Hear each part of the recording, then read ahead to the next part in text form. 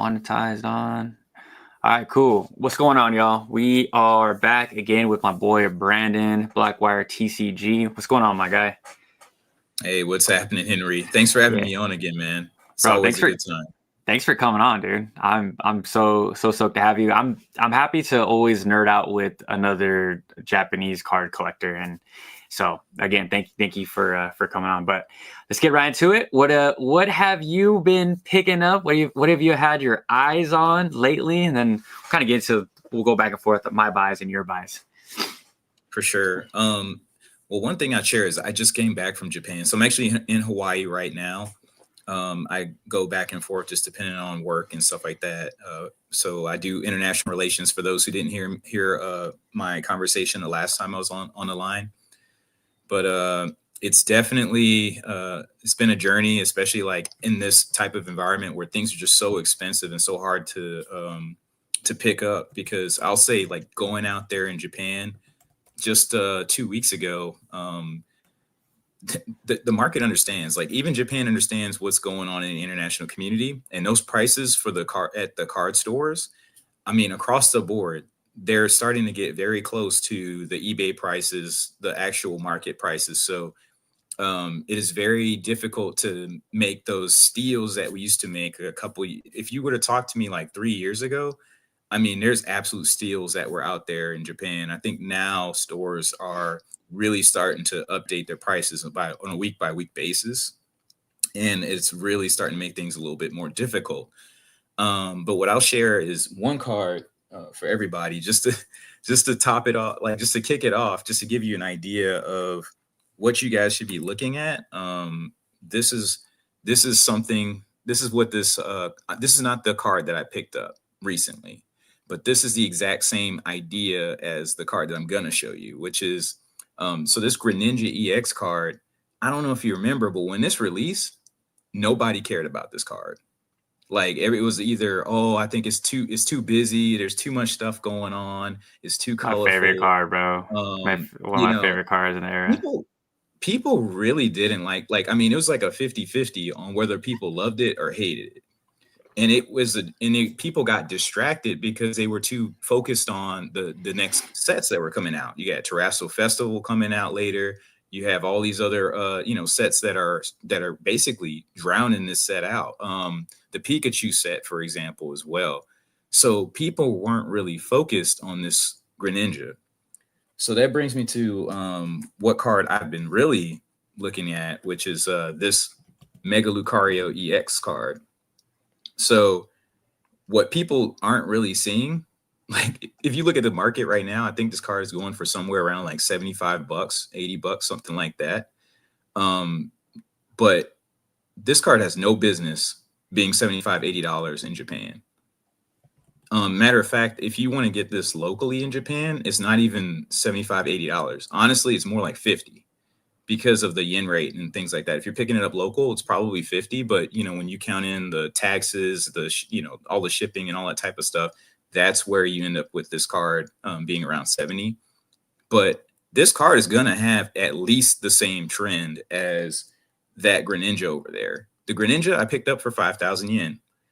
You look at the price right now, it's in Japan. It doesn't matter if it's Japan, America, whatever. The price is 200-ish, dollars. Yeah. So, and I'm not talking graded. Like, I mean, if you grade it, then you're talking a little bit more. But my point is, there are opportunities out there. I think a lot of people are saying that there's not opportunities in the market, but that's because they're not looking. They're only looking in the places where everyone else is. And that's why they miss these opportunities. People are so focused right now on that Charizard that they're not looking at what just released, or like what has been released already. And so they've already lost sight. They're already, oh, we got to worry about Ray. We got to worry about what's coming out next. But instead, they're not looking at, hey, man, you got some stuff right in front of your face. And you guys you're not thinking about it, and that's why people pick up opportunities. And that's why I'm here to help. So hopefully I can share a little bit more of my knowledge and share some more nuggets for everyone here, and especially answer any questions that they might have about what's so different about the American market or non-Japanese market, international market versus the Japanese market. Yeah, Brendan reached out to me on Instagram and he was like, "Bro, what did you say?" I was like, "You're like, I'm telling you right now, grab that Mega Lucario." And when me and my co-host covered it on the podcast, we were like, "Why is this card so cheap?" Even opening week, it was still really, really cheap. And I was like, the texture pops. There's a lot of, since it's so busy, I knew that the texturing was going to be, the colors were going to be way better in English or than English. And you see what it's doing in English. I'm like, at what point do people start to say or look for a more affordable option? But I'm happy. So I have two offers still out there on the table on eBay. So best case scenario, I have 3 of them in my collection. Hopefully, grade the best copy, and hopefully they're not combed through. What has been your experiences on buying from eBay lately? Well, let me share one point, and this is another reason why I think people need to focus a little bit more on Japanese than some of the English cards that you're talking about. And then Snack Bread, I see the comment about for which cards. We're talking specifically right now about the Mega Lucario card. But I want to say for this particular set, based on what I'm seeing on the shelves from Japan, these cards are very high quality. Same typical quality that you would expect from any Japanese card or any Japanese set that you would get. So when I say that, I mean that you're not really going to get a lot of whitening. You're not going to get a lot of corners or issues like that. As a matter of fact, I would say that this set doesn't have those print lines. So there are particular sets where print lines are very rampant. So this is not one of those sets. So when I say this, I'm saying that like you have a little bit more confidence when you buy on eBay or when you're buying online as it pertains to a Japanese card. But I will warn that you need to check what country you're getting that card from. If I'm more likely to accept, especially because like now there's import fees and taxes and stuff like that you have to worry about. But people need to be able to read the fine print on what country to get it from. Because if they're getting it from China or you're getting it from Vietnam or some other country that's not Japan or the United States, I would be careful just because reprint technology is a lot better now than it has been before. So you can't rely on the fact that, it doesn't have a rainbow color or whatever as a sign that it's a scam or it's not real. A lot of people are using real backs of real cards, and then they just, put something on the front with textures and everything, and they're getting away with it. So that's my recommendation. Just buy from Japan or buy from your particular country somewhere, you trust. But yeah, just be careful about the other countries. Yeah, I know. So I have the one I bought was from China. So hopefully, wish me luck. And like I said, if it comes back cool, I'm gonna hit up my boy Jodo Jake to grade it. So, do you see a big PSA graded opportunity there as well? Well, I do want to, that's like a subject in itself. I do want to talk about that. We could talk about it now, or like I could kind of talk about because what I wanted to say, I think I can shift gears, but we can circle back as we get to it. But what I wanted to say was a lot of people were saying they're priced out of the market, but I think they're thinking they're priced out of the market because they're only thinking about the boxes they can't pick up or the boxes they can't find. So the comment that I want to share is something that can be applied to either English, Japanese, or whatever. It really doesn't matter. But when you think about like how you can buy a product, you can buy products in many ways. The first thing that I think about is the case. So a person can buy a case, leave it sealed, let it sit on the shelf, you're good to go. Then what you can do is you can crack that case open, and then you can start pulling boxes from that case. You can sell those boxes. And then that's an option as well, right? And then after that, of course, you can crack that box open, and then you can do a couple things. You can take those packs, sell them pack by pack. You can grade the packs, and that's an option out there, and there's a market for that too. Or you could freaking rip and ship, open the packs, sell the cards, sell whatever that's inside. That's an option for you as well. And then there's also grading. So you can take those cards, you can grade those cards. And then, that could be your option. Or what you could do with the cards is get the cards signed by someone that matters. and someone that we think will add value to that card, and then sell, and then you can sell it like that, or you can grade it and sell so there's a whole bunch of stuff you can do. I think people are too focused on either they're thinking about I got it, the box is the safest way, and the case is the original form is as close to the original form as possible is the safest bet. But if people want to find what they can do in this market, they need to start thinking a little bit more dynamic about how they are, what, when they say they can't buy something, it's like, can't buy what? Can't buy the box, can't buy the card, can't, like, what is it that you can't do? And try to find a way to get to what you want. Because there's something out there for everybody. And with that said, I will circle back to, I see all the points on the tariffs, and I want them to understand that, like, that is not as bad as what you think it is. Because if you're having to pay the tariff, that overall cost of the overall value of that card is based on what someone's willing to pay for it. So if you paid more for that card, that means that your idea of what that value is not what the market value is. Because what you can always say is to somebody is, okay, you go ahead and try to buy that online. See how much it's going to cost for you.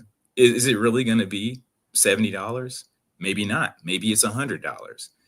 You set, like, the market sets the value for that card based on what they find that value to be, based, for whoever they're providing that for.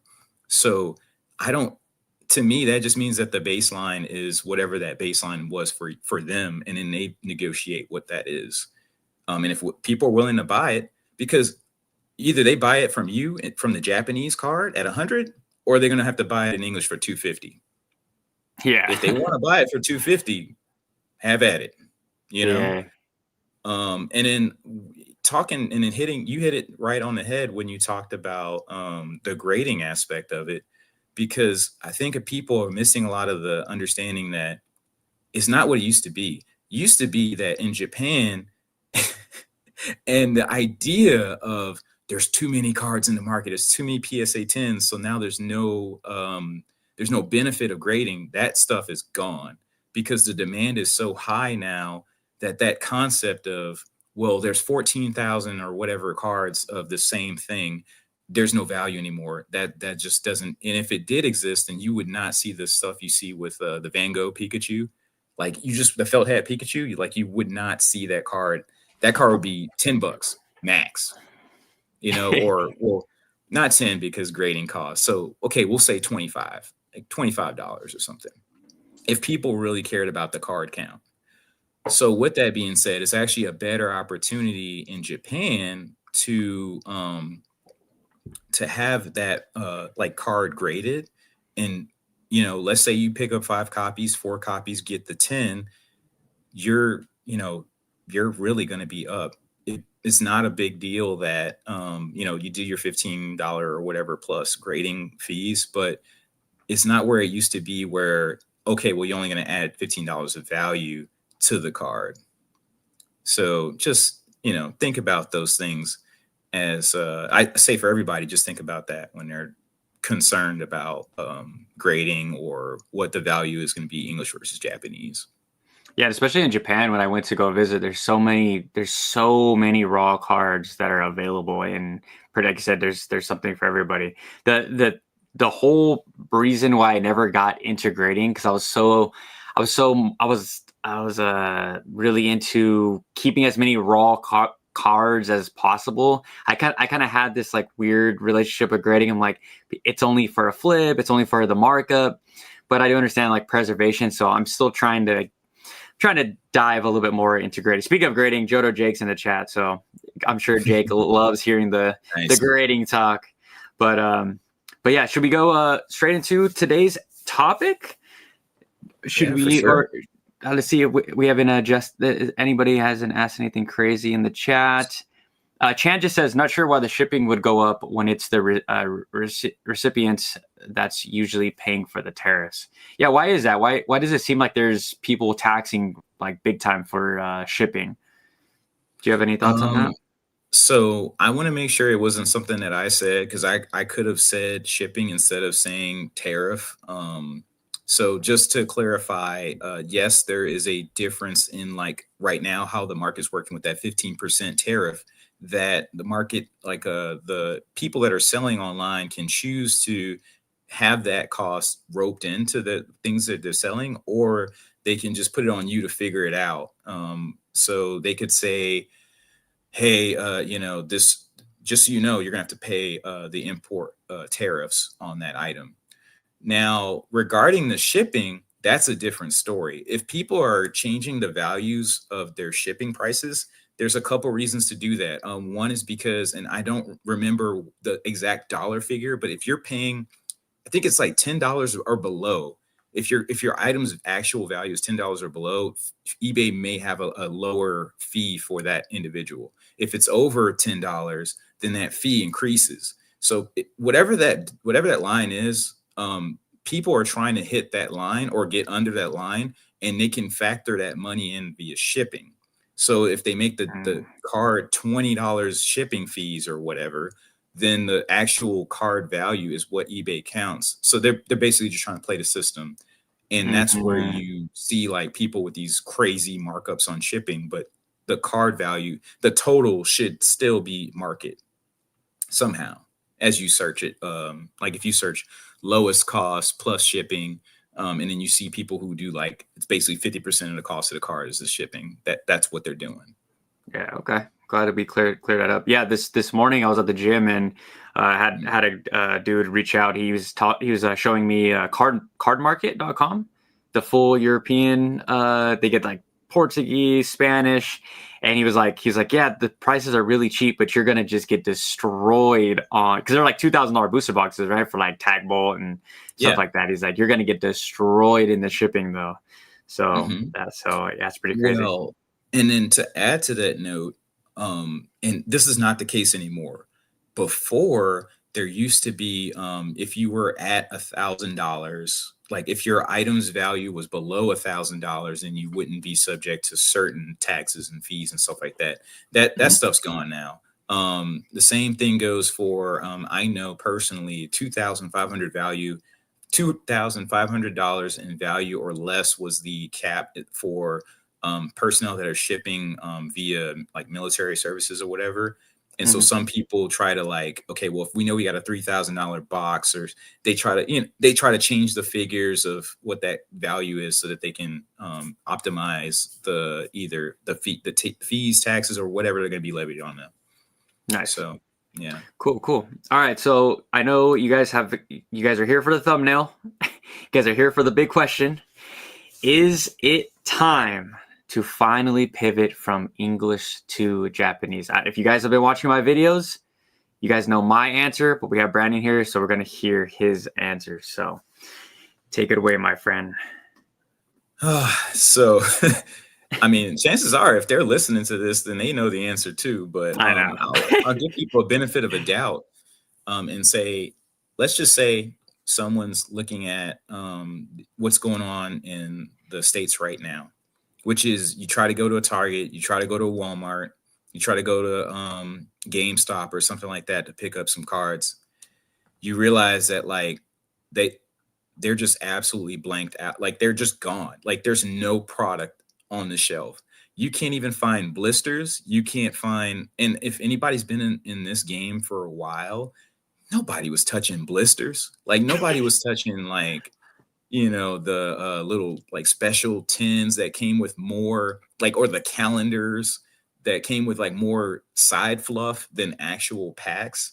That idea was just like it was going to be sitting on the shelf forever. The only people that pick it up would be like some grandmas trying to help out with their kids and stuff. But we're in a different world now. You have people who are like just going out of their way to take all the blisters, take all the any type of sealed product they possibly can. And if you're like me, who I just recently came back to America, you're in a point where it's like, well, why am I even doing this? Like, is it fun? because it doesn't feel fun when I'm trying to, like there's no form of excitement. You have to be very deliberate in America now to get any product. And I mean, I got it. Scalpers all day long, happy in there in heaven, thriving. Got it. More power to those people. But I'm not like the lines. Like I'm not gonna wait in line the day prior in my chair like it's Black Friday for a booster box if I get it, because you might wait the night before and you still you're number 21 and then only 20 get it. That's Yep. the environment that we're in. If that is okay for some people, then sure, do that. But just know that that environment can't survive. That can't be forever. Because at the end of the day, and I said this before, the market is not meant for us. Pokemon market is meant for the kids. It's meant for the next generation that's going to be inspired to continue this thing forward, because Pokemon wants to be a generational organization, just like Disney. And they can't do that if people can't see products. They can't do that if they don't know, like, where's a kid gonna, like, I mean, they're not gonna stand in line when they got to go to school. So it's not for us, because our money is only as good as long as we're working. And then if we don't have anybody that cares, that market's going to drop. So why does that turn your ear or your head towards Japan? It's because Japan doesn't operate that way. Japan still operates for the kids, for the families, and for the kids. And they don't operate for the scalpers, no matter what we think about what's going on online, regardless of these extra fees or whatever from the tariffs. Japan is doing just fine with their trading card game market. They're doing just fine with getting products in people's hands. And they do that because they understand how to get products in people's hands. And it is so funny because it's easy to do it. And it would be easy for America if they actually paid attention. Like the lottery system, the way that Japan has it set up, where you have a window, like it's like a maybe 1 or 2 week window to apply for a certain product for a lottery. And then you get on there. You don't have to be in line in Japan to get access to that product. So yes, if you initially line up as soon as they drop something in a lottery, yeah, you can line up all day. But can you actually get the product if you don't do that lineup? Absolutely. I have won multiple lotteries when I just, oh crap, I forgot it released today. I get in 2 days later, get into the lottery, and I get selected. There's people who line up in the lottery early, they don't get selected, but at least you have a chance. And as long as people have a chance, they still believe in the company. If people feel like they don't have a chance, they're not going to feel like, they believe in this company. And so it just makes obvious sense for that being one of the reasons. Another reason is we know that people care about the art. If people didn't care about the art, all of those classic sets that we saw in the past, we would have hit the peak a long time ago, right? I mean, people love the art. They're not necessarily in there for the trading card game itself, because if people were only caring about the trading card game, you would only see people caring about the half art cards, the common cards that come out of these sets. Those cards would be the most expensive cards of the set, because whatever's competitive is what matters, not what's shiny and what's beautiful in the pictures. So that's the reality of what people need to understand when they're trying to get some of these things. I see the comment about the McDonald's promo, and I did bring this one up before. The McDonald's promo was not, I believe that the people who made the McDonald's promo an issue were not Japanese people. I believe that was other people who traveled to Japan knowing that card was going to come out, and those were the people that bought out those cards. So I don't think that's fair. Also thinking about when that card released, it released pre school start or very close to school start, and depending on what country someone's in, school was not open. You know, during that time, people were on their summer holiday when that came out. So I don't necessarily think that that's fair.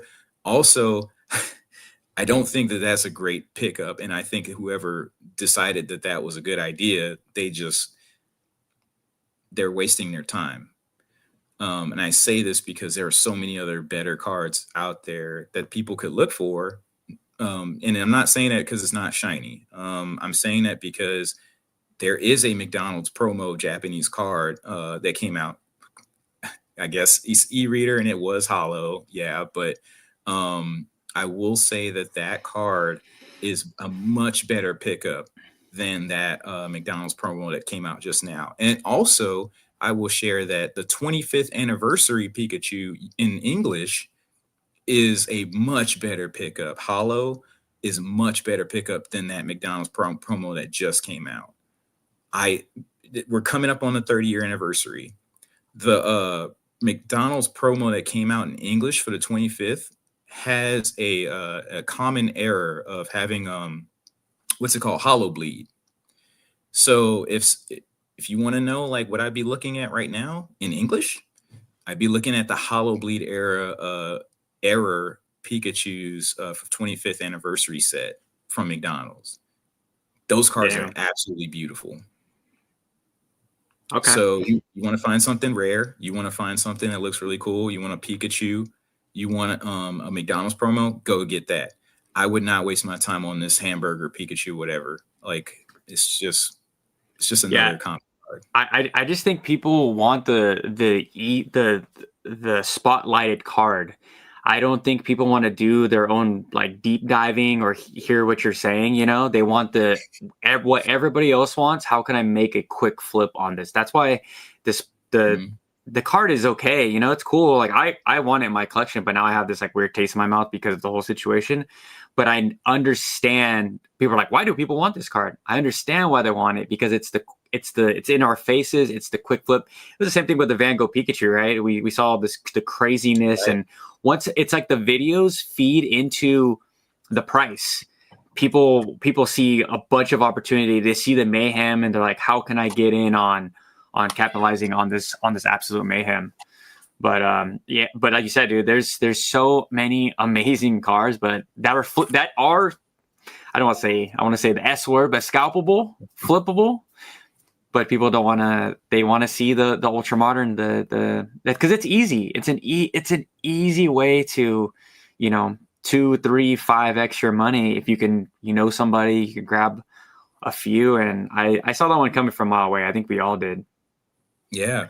And then I'll share. You mentioned this, talking about the Van Gogh Pikachu and how that distracts people from the real benefits or pickups that are out there. This is something as well that I'll bring up that we ignored it. This is a World Championship deck promo Pikachu here. This came out about the same time as that Van Gogh Pikachu or Great Felt Hat Pikachu. But why is this card like, I'm pretty sure it's still less raw for raw. I'm pretty sure this is less money. A World Championship Japan exclusive card promo is less than a card that's been printed to the absolute ground. And I got it. This card came from a $15 box. Were you there to pick it up for $15? No. Okay, that's fine. But is this card a better card for if you were to put pound for pound this against the Great Felt Hat? I think this is a better pickup. This is a Japanese card, but you've got the freaking World Championship stamp on there. Like, what else are you guys, wanting? And I'm not trying to be condescending. I'm just saying that, like, I'll show it on the screen too, right here. Oh, thanks. Yeah, Ooh. I'm just saying that, like, if and trust me, I picked up maybe 10 copies of this card. When they were maybe 150 or something like that a piece. Damn. I still think they got room to grow. I still think that this doesn't make any sense because you can easily look at all the other Festa cards, this is basically a Festa card, if not better, in the long run. Because if someone's willing to pay $3,000 for a Festa Pikachu, and this is a World Championship stamp card, I'll take the World Championship stamp card all day long. All day. You know? What's it doing in English? This card does not exist in any other language. Oh, it doesn't. Oh, shoot. That's Dude. why it does not make any sense. That's crazy. Yeah. One can make the counter argument that the gray felt hat Pikachu doesn't exist in any other language but English as well. There is an argument there that's fair.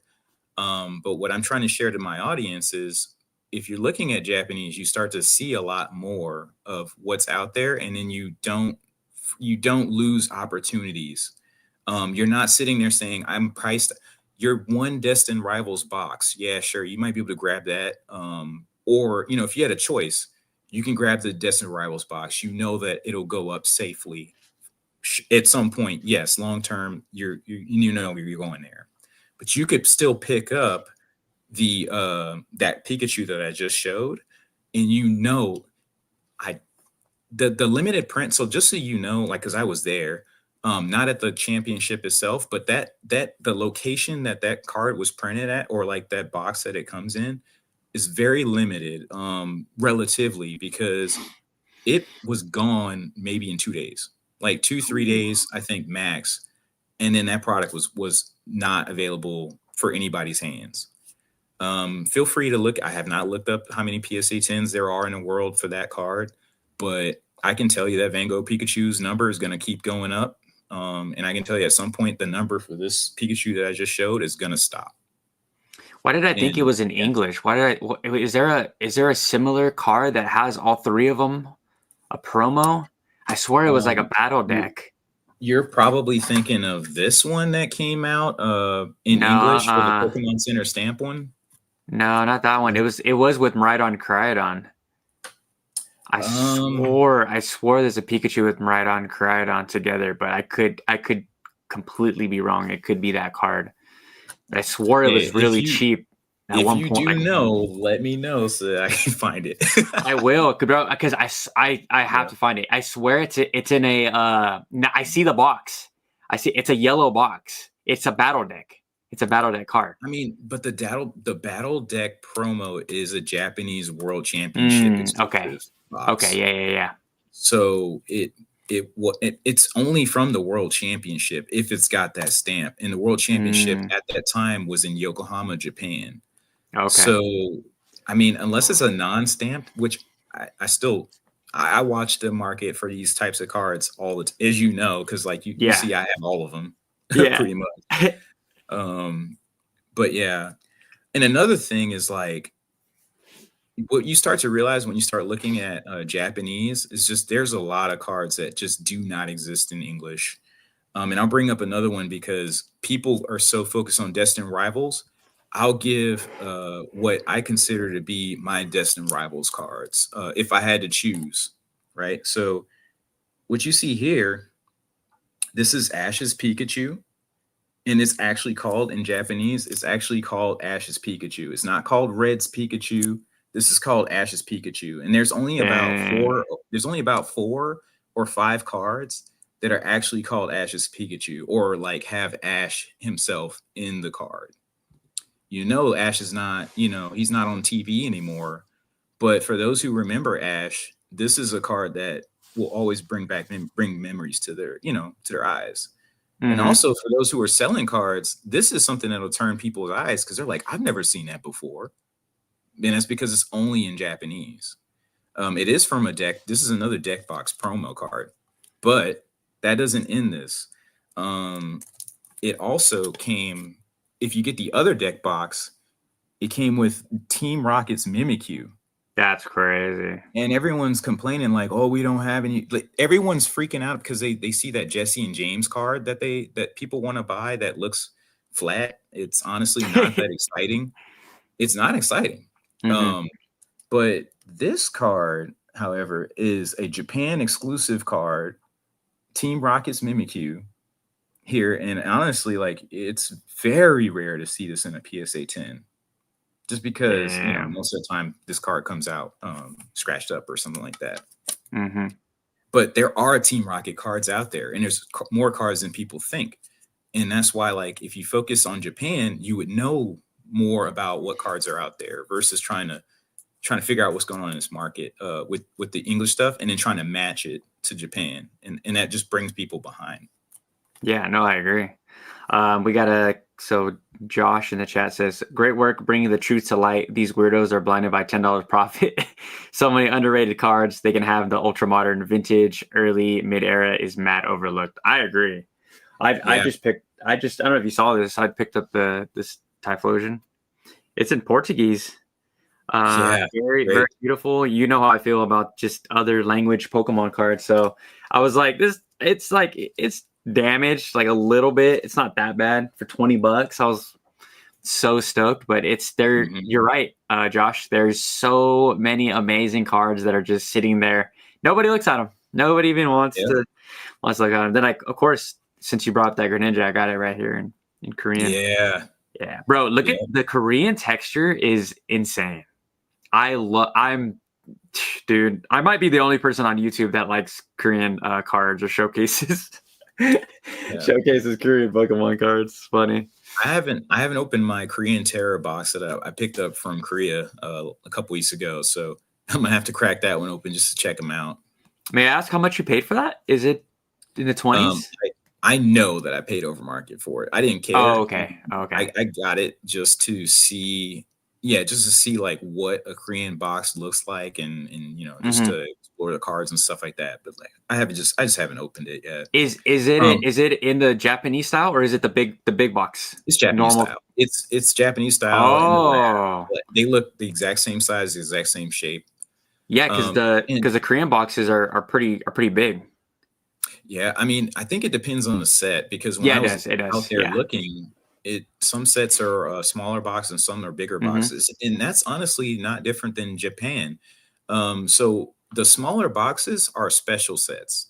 Yeah. Whenever you have a special set, that you're guaranteed the secret rare in those special sets, and you're also more likely going to get some type of hollow hit that is better than normal per pack.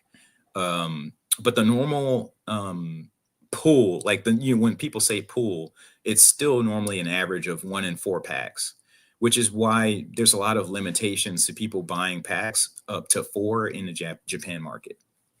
Yeah. Another thing I'll share with you guys is, and this is what makes it so different and obvious, is that Japan spends a lot of time saving on waste. They don't want to waste wrappers, cardboard, making stuff that people are just going to throw away. So a lot of the boxes are in smaller packaging, and they have less promo boxes because they don't want to waste a bunch of space ripping boxes just so you can buy 4 packs here with all this other crap on the side that you're just going to throw away. Because people actually have to spend money to throw stuff away in Japan, just so you know. Yep. So because of that, America has a lot more promo products than Japan in general. And if Japan has a promo product, it's probably going to be something smaller than your not Terrestrial. If you remember back, was it Blooming Waters? The Blooming Waters box, they would never print something like that. That's just way too big and way too wasteful. If they're going to do something like that, it's going to be small. So just keep that in mind.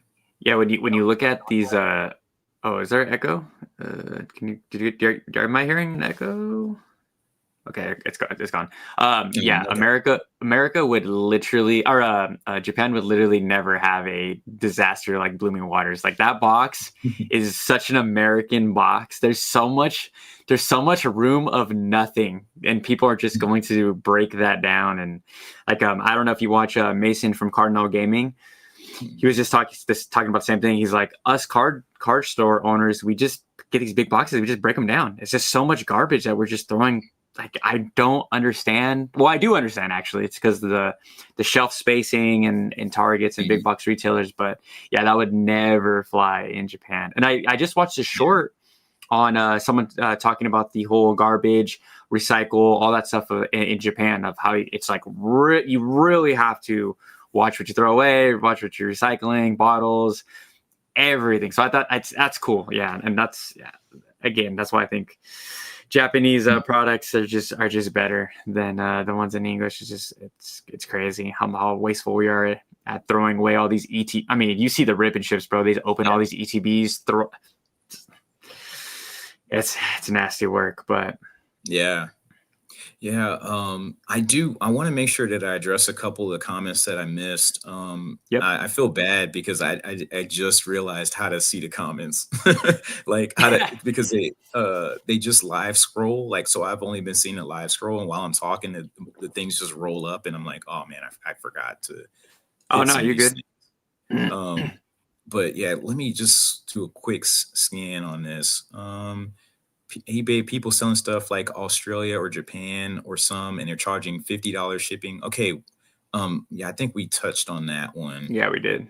Yeah. Australia particularly, I know that they do that a lot. It typically is a $30, $35 shipping charge if you're buying cards from Australia. And I can't justify it, but I do think that has something to do with Australians' price caps or Australia's price caps. Let's see here. Chasing pristines is fun. It is fun, and I say it's even more fun to chase pristine cards in person. Like when you're at the market, like at the card stores, and you're like looking at a whole bunch of copies. It's very fun to look and try to find which one's the best. When I was in Japan, it was such a little treasure hunt to try to find the best copy. And I'm a majority a binder guy, so I was just having a field day when it comes to shopping. It's so cheap. And again, like there's a lot of stuff that people were not even looking. Oh, so that's funny. I actually have it right here. So this was something in this like the discount bins. Nice. Yeah. You could typically find those in something called mandarake. Mandarake usually has a binder. You open up the binder and then usually have a what they call old in the old section. And then you can find stuff like that all the time. It's really cool. Yeah. I was like walking out and I saw this tiny little like bin. I was like, what the heck? This is like gems. So there's a like a high end. It's where I saw Pokey Randolph like buying out the entire store, high end Japanese TCG store.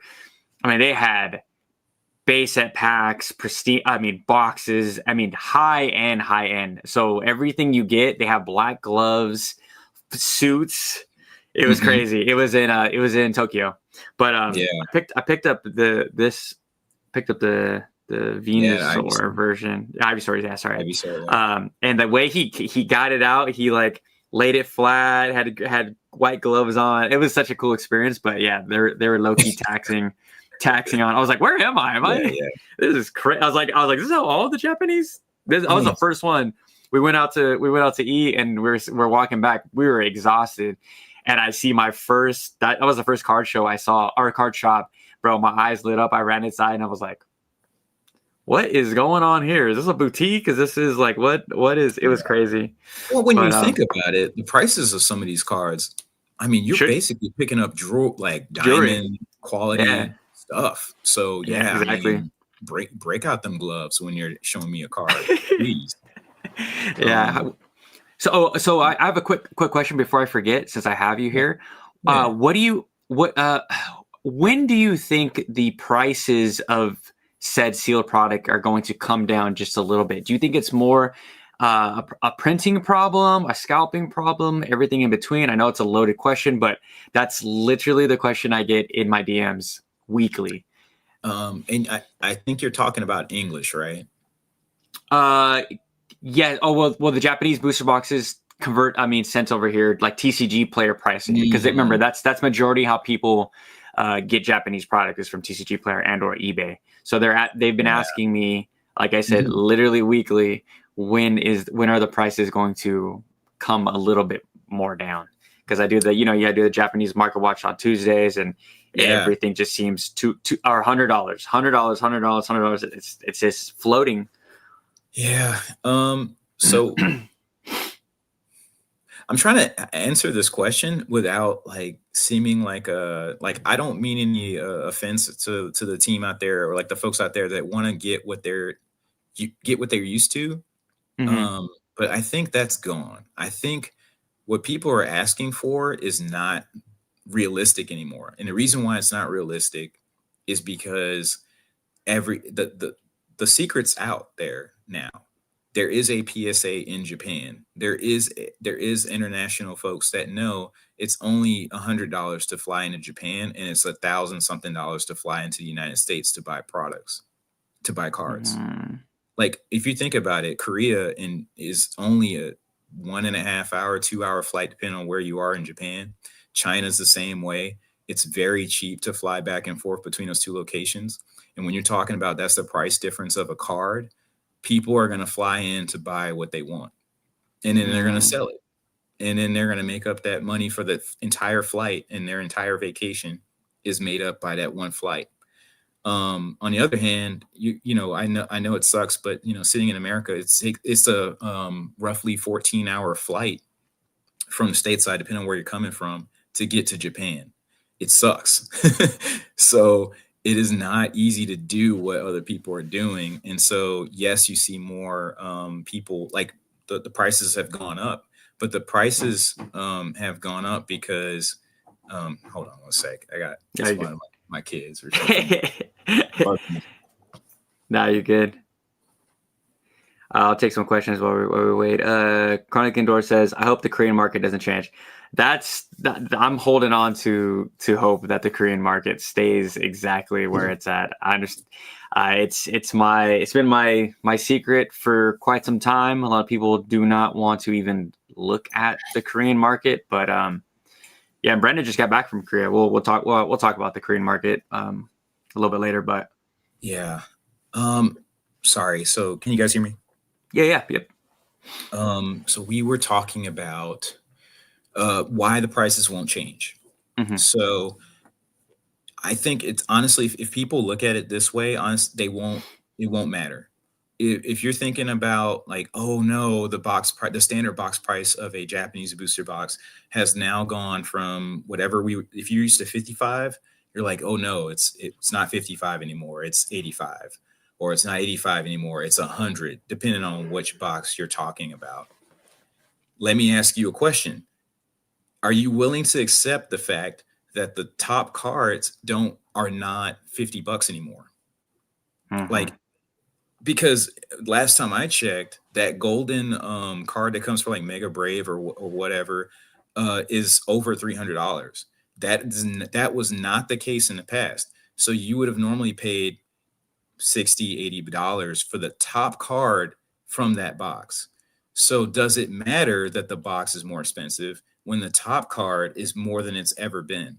And then also one thing to note is, does it matter when normally the waifu card is the most expensive card in a Japanese set? So you're actually, it's like a counterintuitive thing, because now the waifus are not the most expensive cards in a Japanese set.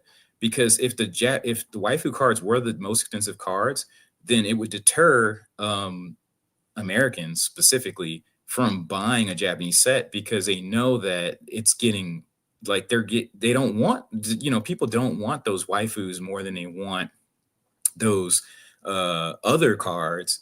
And if they try to sell them back to the local populace, like, I mean, if they try to take that waifu card that's worth $500, is someone really going to buy that $500 waifu card? Or are they going to want to buy the English $10 version of the exact same card? They're going to want to buy the English $10 version. So to me, this is the best situation that you could have. Pay the extra $20 so that you can get $100 more in actual benefit from a set. And then you in turn can sell, those products at a higher cost. Like, I think people are looking at it the wrong way. Okay. Yeah. So you're more of like an opportunity cost. you're more on that side. I'm actually on the opposite. I liked when things were cheap, and I liked when the cards were cheap. But I understand. I understand that the market changes fast, and people, because I had friends that would tell me like, oh, why are you opening Japanese booster boxes? The top card is Lacey or something, and they're like, I don't care about, But they're like, I'm waiting for a big Pokemon to be, in the sets, and then I could go after Japanese then. So now you go into Mega Brave, Mega Symphonia, it's here, and especially in Phantasmal Flames, dude. Like that Charizard is going for $600-700. Yeah. Right now. So I think $650. Yeah, $650. Yeah. So I mean, we could talk about Inferno X just a little bit maybe down the line, but I do want to augment. I want to augment a little bit of what I'm saying too, because sure. I got the prices to get a box. The problem is most people know how to get a box before the box even hits the store. Mm-hmm. So you're already going to be paying the aftermarket price before you see one. But you still, in Japan, you still have an opportunity to win a lottery in Japan. So as far as Japan sees it, you still have access to that product at market value. Okay. So they're not really concerned with what's going on with everyone else. If they're not in Japan, it's not really for them anyway. So they're not really too concerned about that. That's one perspective from Japan. Another perspective is there are always cards in sets that are undervalued, that we are too distracted because we're too focused on that Charizard. And I just brought up what one of those cards is, that honestly, if we weren't distracted, the card would be much higher than it is. So what I'm trying to say is there is still opportunity out there for those who don't, you feel priced out, you feel concerned. It requires more research, and it requires a lot of ignoring what the crowds are saying to do your own research. And I do want to share, how do you do that? Because this is overwhelming. Like what I do can be overwhelming, but I want to share how I got to where I am now, like as far as the knowledge that I have about the Japanese market and the US market. And that's because, as you can see from behind me, I love Mewtwo. So I started out the hobby collecting Mewtwo cards, and I sought out to get as many Mewtwo cards as I possibly could, because it's my favorite character. So what I did was, I would go through, and as I'm like buying cards, they're like, oh, look, there's this really cool, holo from back in the day. Like, what set did this come from? Who released it? How come I've only seen it? I haven't seen this card before. And you start to learn a lot. And I'm talking to the new folks to the market, because there's a lot of new folks here that don't know how to learn about what's going on. And the way I would learn is I would pick your favorite Gen 1 Pokemon, specifically Gen 1 or Gen 2, because if you do any newer than that, they might not pop up in all the sets. But Gen 1, Gen 2, those characters typically come up in multiple different sets, multiple promos, things like that. And so you can learn a lot about the environments and how things have changed over time based on your favorite Pokemon. And that's what kept me interested. So what I learned a lot about was there's a ton of cards that are undervalued, that when you see them, you're like, this doesn't make any sense. And if you pick a Pokemon that isn't Trubbish or Garbodor, then you're gonna be able to make some good research to find like the gems. And someone mentioned early era, mid era, where there are still like people, it just doesn't make any sense. I'll show an example real quick. So this is one of my mid-era cards that I would say people don't talk about, but Pokemon Center stamps are hot right now. But if someone was not, if you're too busy looking at what other people are talking about, then you wouldn't see this card. This is a Rayquaza Pokemon Center stamp, and it's reasonable price raw, especially. You pick one of these things up, maybe $20, 15, $20. Now, I mean, you Great. can do that, or you can pick up Squirtle. If you want to pick up that Squirtle that came out, but this is done. Like you're not printing this out anymore. Yeah. And we know what's coming. Yeah. And then, yeah, go for it. Yeah. Sorry. Also, there's this. This is a trophy given to 2,000 people, or 2,000. It's really 2,600 people. Is this particular Mewtwo was given out to the team, the winners. So this is a trophy card, but it's only released in Japan. There is a Chinese version, I will warn, but you know how much this card is right now in the market? No idea. Frankly, and I'm sorry, like it depends on people's price points, but I just want you to know, like, this is a trophy card, and as I mentioned, there's only 2,000 and something cards printed. We already know what's happening with the Mew right now. But this card is only about $1,500 to $2,000. Damn. When you think about when you were thinking about like what's the comparisons, or like what's out there for people, where's the opportunity? The opportunity is in what you love. And if you do things like see, for me, I'm researching all the Mewtwo cards. So I know this, and so I, of course, find a position based on what I know. Yeah. Then there's this one. Have you ever seen that one before? No. So this is the top. So this is the top 10%, if I'm not mistaken. So I just showed you the 2,600. It actually, let me think, it might be 3,600, but something like that. This one, there's only 300 copies of. Jesus. In the world. This is the even higher level trophy card given to the top 10% of that tournament.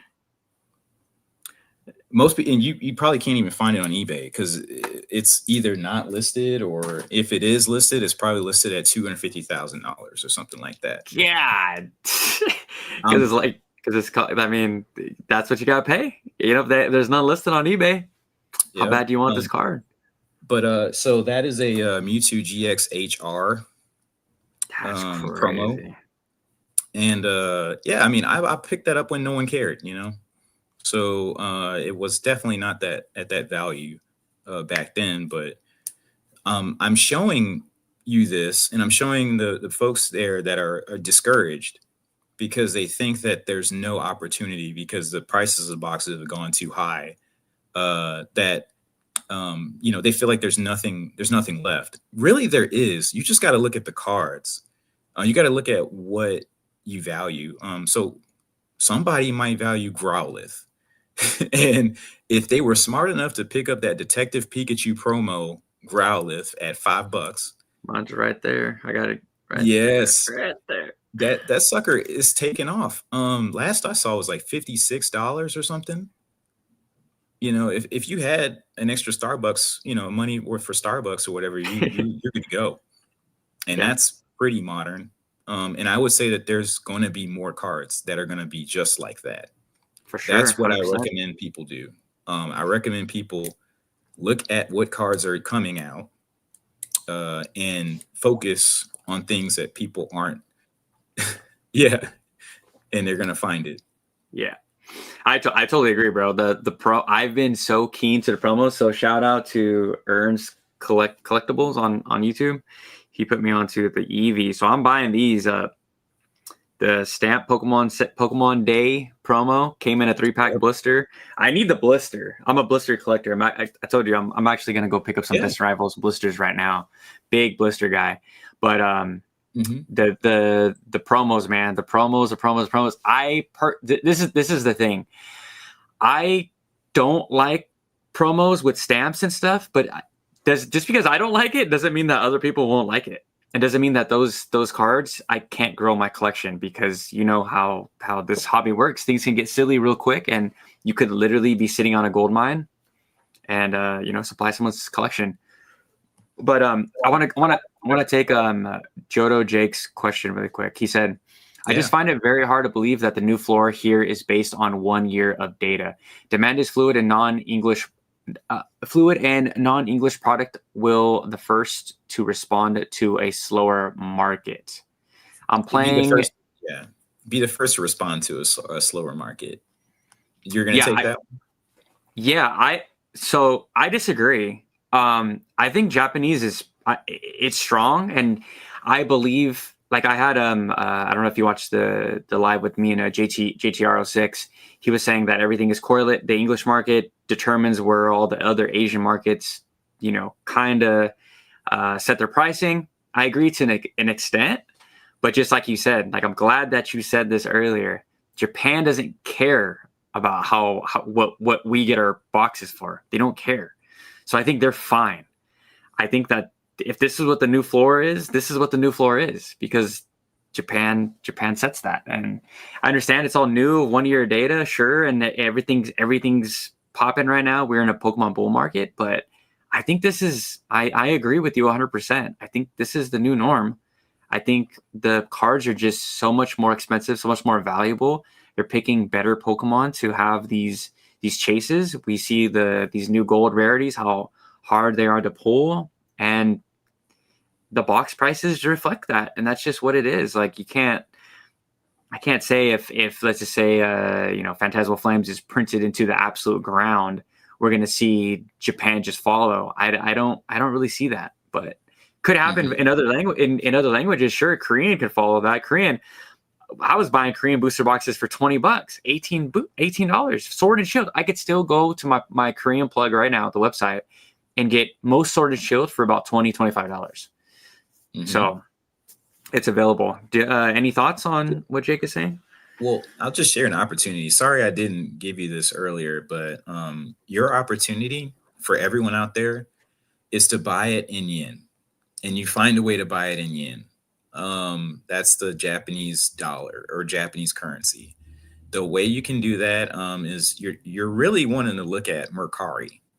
So Mercari is an online website, and if you can find a way to get into that site and to be able to purchase from that site, or some of the other Japanese websites, just make sure that they display it in yen. Even Amazon Japan is an opportunity for you guys to purchase in yen. And the reason why I say that, you may not be able to get, I know this, you're not going to get the actual MSRP, but you will get the Japanese prices, Japanese aftermarket prices. If you do that, you're probably going to save 25% or something like that off your costs. You probably will need, though, you'll need some way to get the shipping to work, like, because you might need a middleman or something like that to be able to, hey, you take it and then you ship it to me or something like that. But you will still win if you buy it in yen. Is my recommendation to those who are very concerned. Because okay, cool. You're gonna pay a ton less. Yeah. No, I saw that for sure, because when I went last year, the dollar was just so strong compared to the yen. And I'll echo my statement that I said before, which was, yes, boxes were cheaper in English in Japanese before, but the yen rate was less ideal. So what happened was, before, I could buy a box 3-4 years ago at 120 for my US dollar, but that meant I'm basically, as a person who lived in Japan, I'm paying the same price now as I was then, because now it's 145. Before, the yen rate was 120. So from my eyes, I don't see a big difference in the pricing, just because the yen rate is the yen's currency is weaker now. So if you can find it in yen, that's where you find the delta of what you're talking of, the concerns people are having. Okay, cool. I'm gonna take Luis's chat really quick. He says, just swept up a box of Battle Styles for like $230, underrated set. Yeah, I've been telling you guys to buy Battle Styles at $80. I went crazy. There was a guy that he couldn't get rid of them, and I bought them all. I flipped them for most of them. I have 2 left, but I flipped them for like 200. So I got out at a pretty good time, and the set it's so good, such a good set. I don't understand why people. And I still think those boxes are going to go to 500 by next year easily. Same thing with Darkness Ablaze. I believe that's actually any box that people are thinking about, they need to think about them as soon as they possibly can. Yeah. Because I think the Charizard UPC is the best example of what people missed out on, and it was just a couple years ago. You know, I mean, people didn't want to buy that card. I mean, that box. It just sat on the shelf, and people didn't care, and they're just like, "Oh man, there's another Charizard UPC." You know, it doesn't make any sense, and then they got tired of it. The same thing. Trust me, the same thing was going to happen again. And I love the fact that Terrestrial Festival is, they're starting to get more boxes out there, because that's the moment when people need to realize that those are your purchasing opportunities. One thing I appreciate from you, Henry, is you mentioned, when is it time to sell? And I think that's the hardest thing for people to understand, because it's not sexy to talk about selling, because it makes it sound like you're scared or something. But I think people don't understand that, like, you shouldn't be scared. You should be thinking about, what do you do with the money and how do you reposition yourself? Or like, maybe you love something else. Like, there's something you're looking for. You can't get it until you sell it. So sure, just sell what you need to sell to get into what you need or what you want. Sorry, whatever you want, need, what have you. So yeah, I'll just leave it at that. Yeah, it's very important, especially right now. I mean, I'm super transparent on my channel. I just tell people, I'm like, yep, getting rid of everything. So when I made that video, which went crazy, I think it's at like 8K, 8K, something like that. I'm selling all English. I just saw what the market was, dude, and I listed everything on Facebook. I had so many people fighting over it. I got a really, really good deal on all the alt arts. Pretty much if I would have sold it on TCG Player, on eBay, I would have, took the 50%, the shipping, all that stuff. I was like, I just want to deal with it locally. And in a bull market, it's easy to sell. And a lot of people think that, and it gives me last crypto cycle bull run vibes, when everyone just is seeing these 20-30% gains every day, and they just think that this is it. Like, could this bull run last another year? Absolutely. Probably going to go up until the 30th anniversary. But do you want to play that game of chicken? Like, I don't. Some of this product that I have just sitting in a binder that I don't really care about, the bulk, the common cars, like, there's no opportunity there. Trust me, zero opportunity there. Just basic full art cars. I'm good. I'm out. And I'm going to go pick up some Destined Rivals and some Prismatic Evolutions. I'm going to flip that into that. That was just sitting money, So I love what you said about you can't get that next level of product until you sell some of the stuff that you have. And it's not sexy. People want to hear buy. They don't want to hear sell. Exactly. They think that it's a negative term, or that you're afraid of something. You're afraid that the reprint is coming tomorrow. But it's like, no, dude, it's time. Like, this is times. Right. Me and Team Rocket Joey were golfing, and he's like, bro, this is like the times that we've prayed for. Right. Like, right now is the times that we have talked about being actual Pokemon investors, and like, people that are new here are telling you that it's just going to go for another 10 years. I'm like, no, bro, your Lost Origin booster box is going to top out. You're not going to see, like, I do these market watch videos, and I'm just so surprised at how many X's these booster boxes are doing weekly. Like, Brilliant Stars was $300 yesterday. It's like pushing $600 now. Like, what is going on? But sorry, quick rants. But it's a valid rant, because and so maybe some people are concerned with, just to shift the gear to a little bit more of the Japan focus with that. Some people might be concerned with, like, okay, well, I don't know, like, if people actually want Japanese.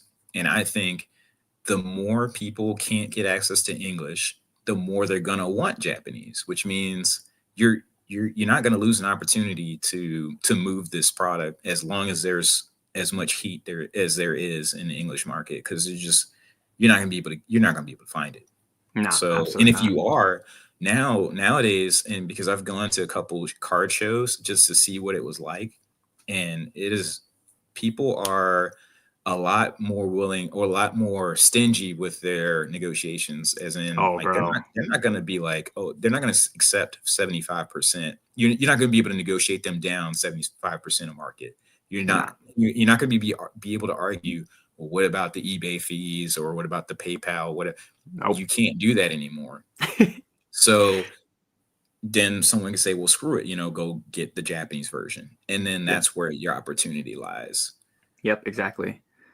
So Mewtwo, he said that's the Rainbow Mewtwo we talked about, 364,000 on eBay. So I did a quick, like, I was like, let's just try to find some cool Japanese cards, right, on live, Chinese, every language. I'm like, guys, give me some languages to look up on eBay.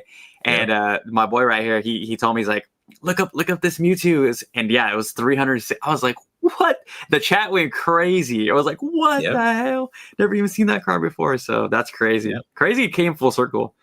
Chan says new Yagaba and Detective Pikachu are my inverted. Unagba. Oh, Unagba. Yeah. Oh, okay. Detective Pikachus are my favorite. Japanese market is holding like bonds. English market is all tech/crypto with volatility. Absolutely. Luis Coral, shout out to the $2 super chat. Thank you for that. Battle Styles at 80. Yes, Battle Styles sat at $80 for a very, very long time, and nobody cared. And I'll give you one better. I mean, it wasn't just Battle Styles; it was Fusion Strike too. Bro. People didn't give a crap about Fusion Strike, and it's the same. That's the exact same thought process when it came to like. They got distracted because then Evolving Skies came out. Once Evolving Skies came out, all those boxes froze. The prices just, like, no one was looking at Fusion Strike. No one was looking at Battle Styles for sure. So yeah, absolutely all day long. I remember so much Fusion Strike just sitting on the shelf and people just being like, and whatever. It was a meme set, dude. Like, everyone was just laughing at it. Like, it would always just be thrown into, whatever. But I have the sleeve blisters with Espeon. I have a few of them. I didn't know that those were pushing $70-ish, $75. I'm like, what? That's like my best investment, like, by far. Like, I was buying them for like $5. Like, that's the message. That's the message that the community should have, because that, as you mentioned, is when people talk about they can't afford product or they can't afford to invest in the Pokemon market. That's a perfect example where that's where they need to be. Like, if someone can't, like, I know we're talking about these Mewtwo's and the rainbow stuff, and I'm showing like a lot of flashy cards, but I didn't start that way. Like, if you want to start $20 right here, start at the blisters. Start at what you feel comfortable with, and that's an example where you can find ways to move yourself up the market, or like to move yourself up into a position where you can get what you really want to have, an ETB or what have you. Yep. So I met a gentleman. He went all in on blister packs, and I don't know if he knows what he has, but he was selling these for $15 on Facebook Marketplace, right? It's got Paldea, Scarlet and Violet, right? It's got a Quaxley coin, and then I bought these at Target. They just restocked these 2-pack blister, Twilight, Obsidian Flames, right? And then the Tyranitar. Can you hold on for a second right there, because I want to warn some people. Because we talked about the Greninja. We talked about the Greninja, and we talked about like there's, if people are trying to go 1-for-1, I made this warning before. I'll make the warning again about that Greninja that you just showed. People think that the Twilight Masquerade in English is the same as the Twilight Masquerade in Japan, and it's not. If you look at the Mask of Change set, the Greninja card is not inside of it. Most people think it is because it's part of the box art in English. If you do that, you're wasting your time. You're never going to get the Greninja. If you want to get the Greninja in Japanese, you have to buy the Crimson Haze box. Yep. So one reason why that is really good, is a good opportunity for people who listen to this, is because Crimson Haze is ignored. People aren't buying Crimson Haze. Yeah. So if you want to, have, it's going to go up later when people figure it out, because they're going to look for that Greninja card, and they're going to look for an opportunity to not have to pay an insane amount of money. Exactly. But that's your bit, like your idea, the concept of like why battle styles was at that price and then moved Yeah. on to the price it is now. But yeah, just throwing it out there for Oh, the of course. folks that are listening. So I have a crap ton of these right here. A crap Beautiful. ton. And the one that is more expensive is the coin with Dragonite. That one goes for over like $100. Mhm. These things are gorgeous. Like, Yeah. why are people sleeping on 3-pack blisters? Like, I'm gonna do a members only video this week. That's I'm trying to like plug the members only, bro. Yeah. I'm giving all my plays away on Friday. All the stuff I'm like really investing into because I've been making pretty good return on my crypto investments. It's about time that the bull run's almost done. So I'm just reinvesting into sealed product and it's gonna the channel's gonna change just a little bit. Let's just say that. But is there any comments that we didn't get to? Having fluidity in your collection comes with selling for sure. Yeah, absolutely. That's so the only gripe that I have with collecting Japanese is the lack of stuff like this of the blisters and just products. like the products. Yeah, that's the only thing. And but I'm an eBay junkie. I deep dive into finding Japanese product like that, like cool boxes, just stuff like that. Like that stuff just gets me so juiced about the market. Like the sealed boxes, sure. Like I get bored talking about that every day. Obviously, I have to because that's what people want. But my heart really lies into finding these little gems, kind of like yourself. Like I don't know if you heard, but I just bought a Brilliant Stars booster box in German. Oh yeah, and I found and this dude reached out to me. He's like, "Bro, if you're interested, I got like." So I it's a mint box. I got it for $375 shipped. Yeah, and he has Twilight Masquerade as well. He's like, dude, if you're interested in that, I'm like, dude, send it over, bro.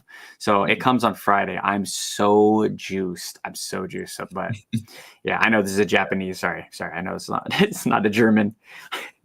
Well, the idea, like, there's a story behind everything, and I think the main thing, for your listeners is like, find what story are you trying to tell, because I think that there's a story that you can tell a lot easier in English, but there is a much better story as, if you're in a situation where you're stuck between having nothing and then being able to share a story with someone, like story with your kids, story with your family, with your friends. If you have an opportunity to access it however you can. And I think that's okay. And we shouldn't be concerned about that. But we should be concerned about if you just feel like as a person who supports the market, like with Pokemon in general, we should feel like we have access to be able to, opportunities that we want in whatever language we want to do that in. I do. I have another tip, but unfortunately it's not in English because it's not in Japanese because it wasn't released in Japanese, but it leads into my Japanese card. So okay, cool. I'll share this one with you guys too. You guys didn't know you were getting show and tell today, but here you go. So this is another World Championship promo staff. Holy crap, that card is beautiful. No, I'm not getting the PSA 10, but but still, it has Pikachu, Charmander, Squirtle, Bulbasaur on there. And what year is that? I'll pull it up on screen. So this is a World's 16, so 2016 promo. 2016 promo. Let's see if I can find it. $262 is what it's looking like right here. Okay, let me pull this up on screen. You're talking about Raw, I'm supposing. Yes, sir. Oh, no, not that one. This is 2018. That's 2018. This is 2018. Yeah, my bad. 2016. Oh, here, 2013. Oh, well, I guess maybe the marker is wrong. Okay, no, it says 2016 on there. Oh, 2016. Yeah. Dude, that's so confusing. So on my oh my gosh. Okay. So it says 2013 on Google. but then I click it and it's 2016. Yeah. Oh, that's funny.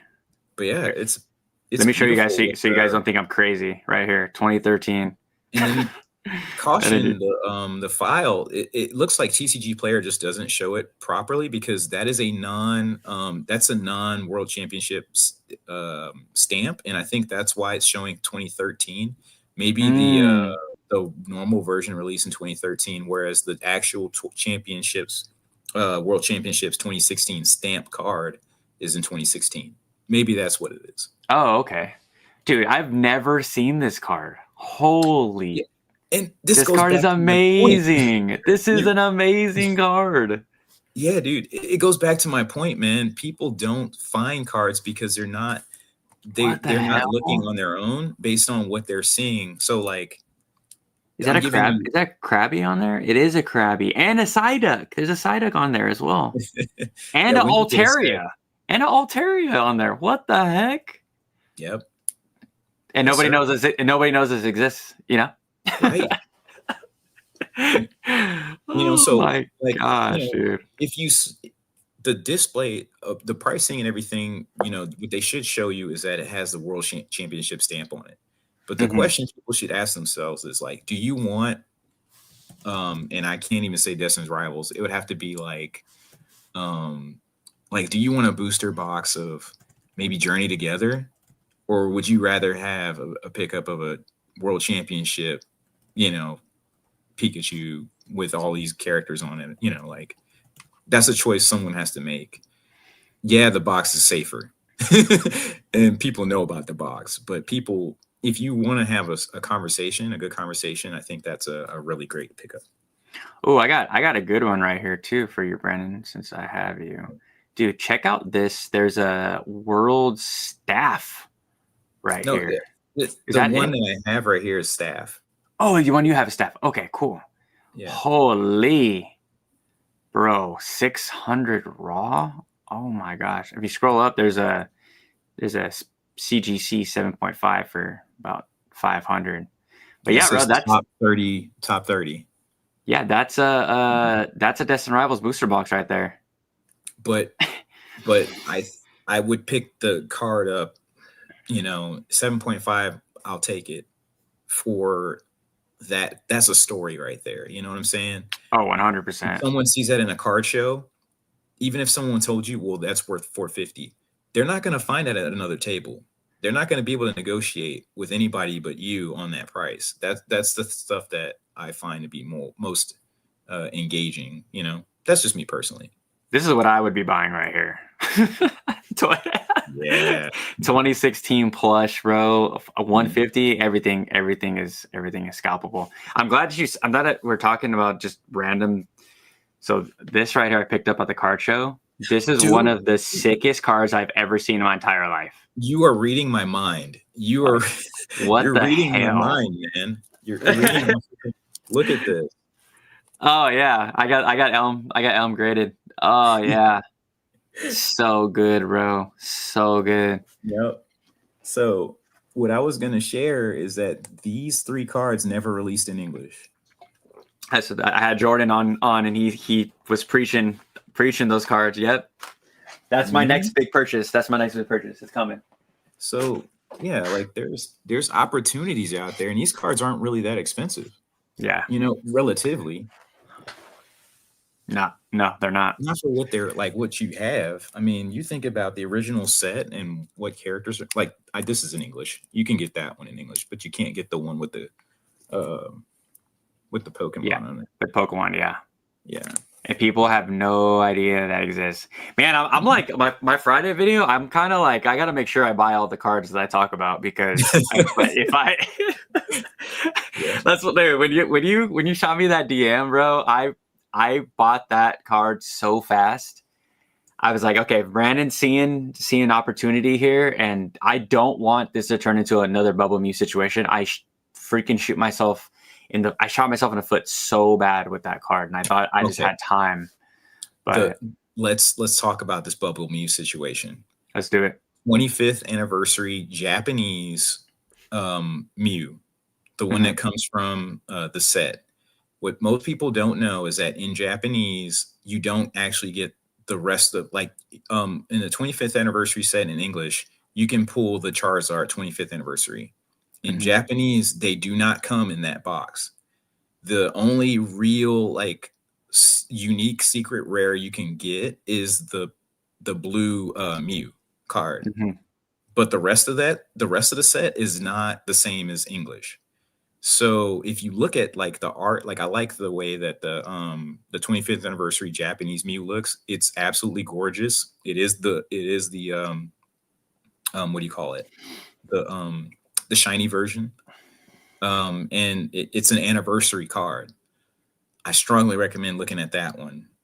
If people are just trying to find something, I would also recommend strongly looking at the half art shiny Mew. It's actually called Shiny Mew. Absolutely gorgeous card. Cheap. I mean, relatively cheap. Those are some great recommendations that I would share with you guys. Okay, cool. I'll make sure to bring those up on Friday as well. Mhm. It's just why do you why do you think that is? Why do you think people would much rather buy a Destin Rivals booster box at an all-time high than to, let's say, dive into some cool Mewtwo cards like yourself, right? Why do you Mm. think that is? Is it just the hive mind of Um, of perceived opportunity, or is it lack of knowledge?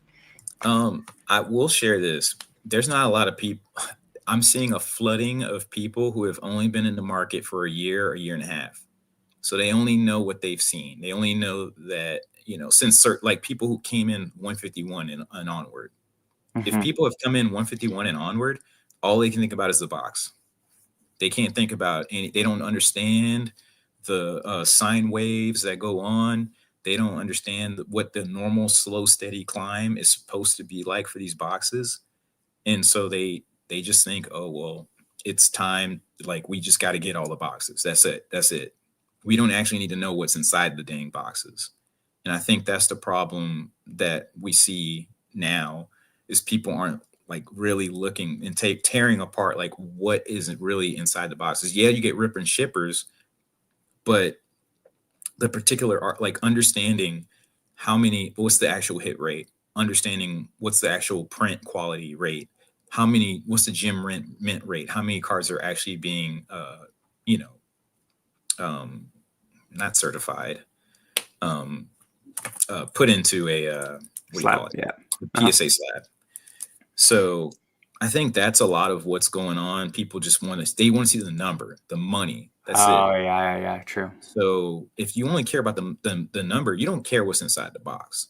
So at the end of the day, though, the people who are going to win in that type of argument are the people who understand what's inside of them. Yeah, no, 100%.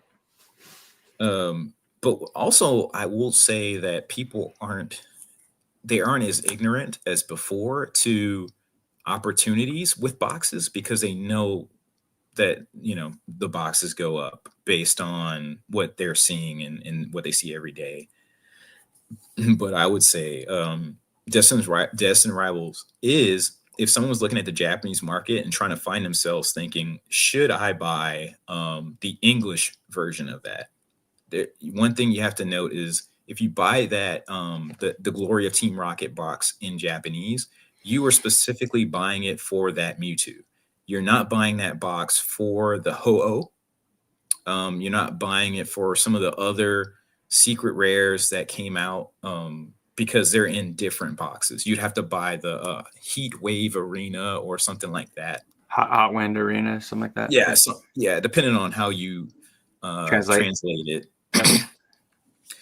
they're in a different box. So it's actually a better proposition when you think about it, knowing that everything is in that one box. Knowing that, okay, if you're not the person who likes Mewtwo, well, there is still a Ho-Oh in there.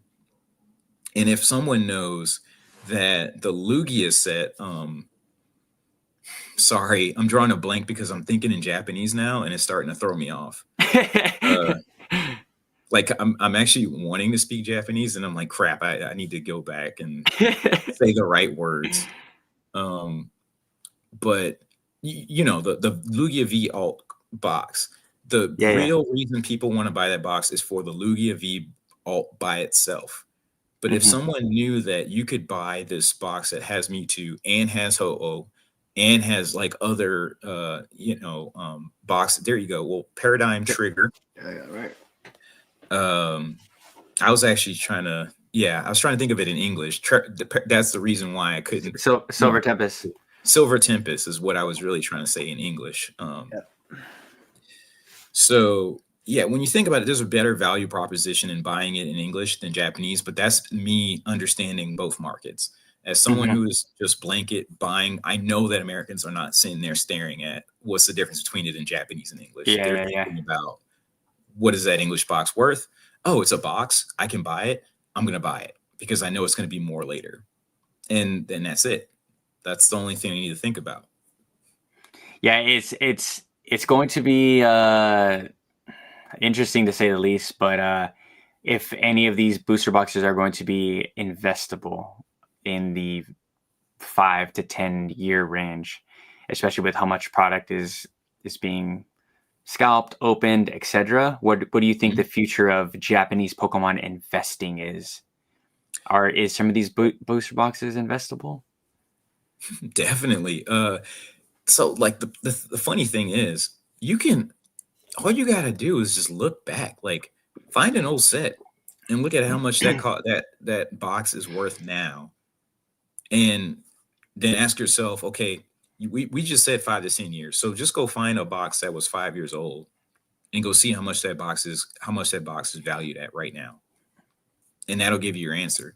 Your Tag Team GX boxes, your like equivalent of Cosmic Eclipse and all that type of stuff. Like, it doesn't matter if you're trying to find it in English or Japanese, like it's gonna be a skyrocket difference. And then also, someone has to ask themselves, if you bought your box, how much is your actual percent of growth?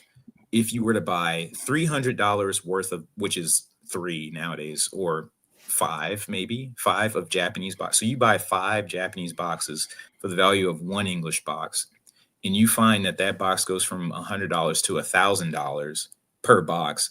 Do you really care? Do you really care if the English box went up an extra 10% or like higher than the Japanese percent went up? It doesn't matter. You guys are winning. If you're winning,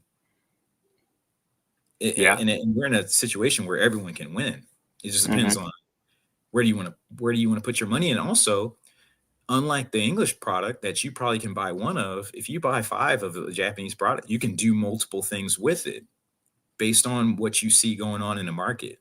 If you see a particular card that's getting higher, you can rip to your opportunity to get it. You have an opportunity, so you could rip it open and potentially grade a certain card. Like, for example, this 25th anniversary Pikachu card that everybody can get, that there is an actual reverse holo of that full art Pikachu in Japanese only. So yeah, there's a standard holo in English, but there's a rare full art Pikachu reverse holo that has like square. It's a crazy square holo pattern that you can get in Japanese. So I might say, let me open my 25th anniversary box so I can get that reverse holo Pikachu. Grade that. That value of that one Pikachu is worth 3 times more than my box. So is there value in having boxes in Japanese? Absolutely. It's a no-brainer. Yeah, I think a lot of people, they don't even look at Japanese as far as an investment, and that's not the culture, right? In Japan in general, right? No, they're not. I feel like America right now is so invest first, flip, and where Japan really isn't thinking like that, or am I completely wrong? Not anymore. I mean, that market. Yeah, not anymore. Yeah. Yeah. Japanese people understand it is in the Japanese news. Japanese news, anytime someone steals a card from a Japanese Pokemon store, it is on the news and is broadcasted 5 times a day. So there is no secret that Pokemon is an investment market in Japan. That idea, like maybe 3 years ago, it wasn't the same case. It was a players market, and players, it was for them and for the kids, and it was treated like cards, which we should. But and for collectors and stuff. But now people understand when you talk about the going back to the promo Pikachu and McDonald's. When you see stuff like that, you can't go back to like obviously Nah. it's an investment because Yeah. Japanese people do not waste food. There is no way that Japanese people are just leaving burgers on the ground and then just taking the cards and leaving. Yeah. And that's No why way. I'm telling you that was not Japanese people doing that. Um, but when they see it, when Japanese people see it, they know what it is. Yeah, for sure. Uh, so just I want to talk about the burger chew really quick. Why is there a salad and peas? Why is that a meal in the card? Is that a Japanese? Because that's the Japanese. They call it Did they? happy set. You can have a Uh-huh. happy set with an option of edamame or salad or something like that. The Mm. Japanese hamburgers don't taste the same. The McDonald's is not the same. Yeah, yeah, yeah. The menu is not the same. Hmm. Okay, because I was like, do I think because there was some people from Japan that were in the chat at the time, and I said that I was like, is that a meal thing over there in Japan? The only fast food I had there was Burger King, and yeah, it was Mhm. night and day difference. But I don't think we're gonna Yeah. get any Burger King, McDonald or Pikachu's coming anytime soon.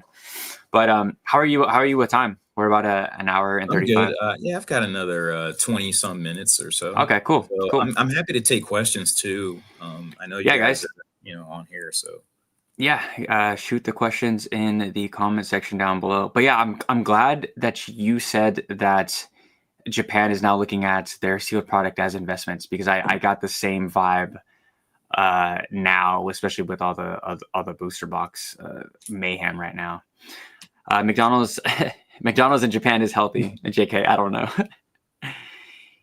well, I'll just say that there's a different meat.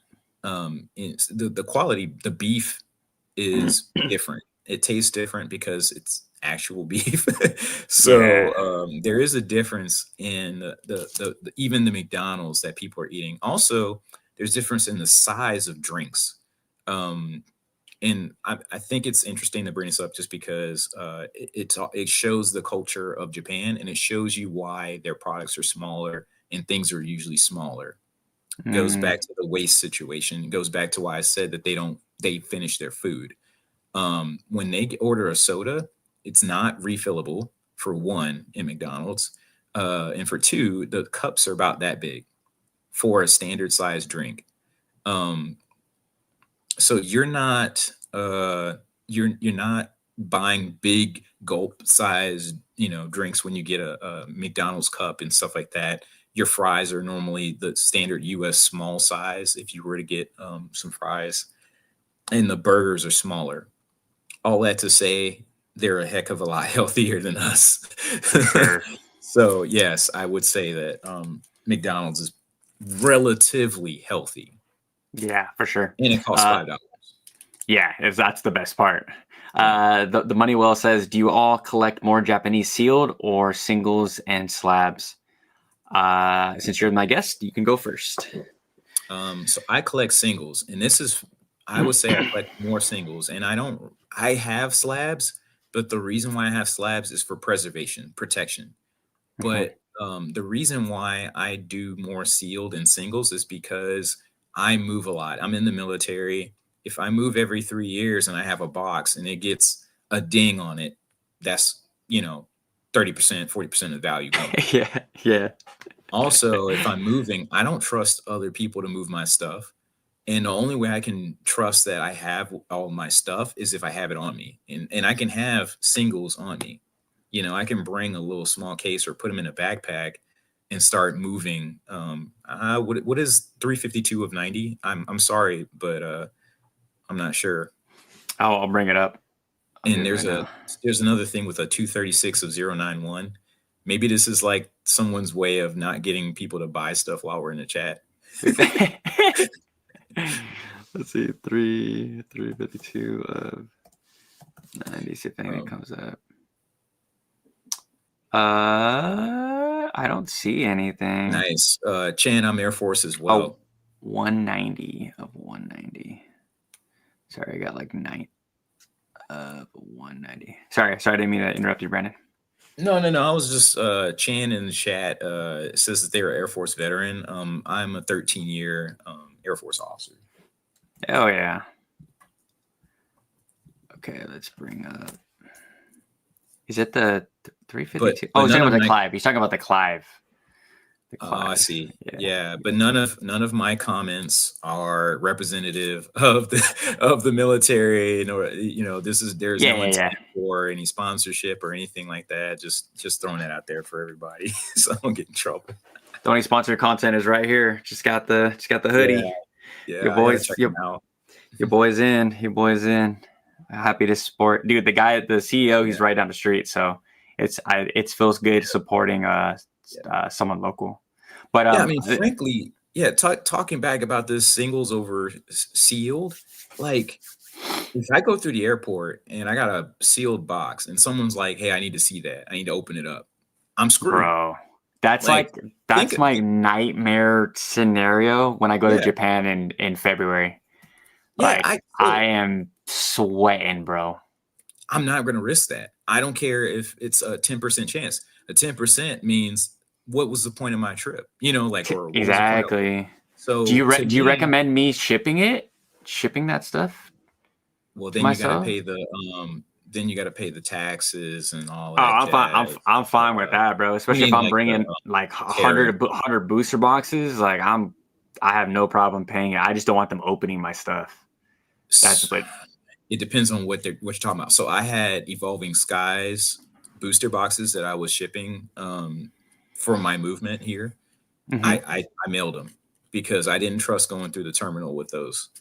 But I will say that if you're going from Japan to America, the Americans are less likely to mess with you. It's going from America to Japan where they're probably going to, because you're a foreigner at that point. Mm-hmm. That's where you're probably going to get messed with. It also depends on where you're coming from. Philippines, they're going to mess with you. Vietnam, they're going to mess with you. China, they're going to mess with you. And the reason why I'm saying all those Asian countries is because I focus on Asia studies in my job. So a lot of my stuff is dealing with Asia. Oh, cool. Hell yeah. Dude, I got the right person on, guys.